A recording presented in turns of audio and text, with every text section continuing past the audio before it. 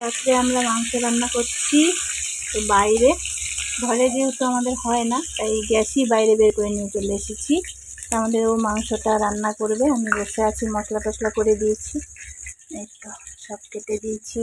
এই পাশে দেখো, এটা দেশি মুরগির মাংস, বড় করে একটা লেগ পিস নিয়ে এসেছে। তো আদা রসুন টসুন বেটে দিয়েছি, কিছুটা মাখিয়ে দিয়েছি।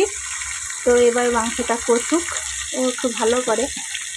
আর এমনিতে প্রচুর গরম পড়ছে, আমার ভালোও লাগছে না, এই জন্য সাইডে বসে আছি, করুক।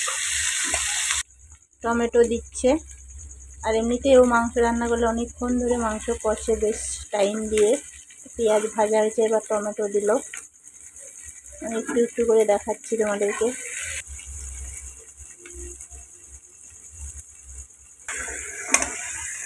মাংসটা দিয়ে দিল, যা লাগে না।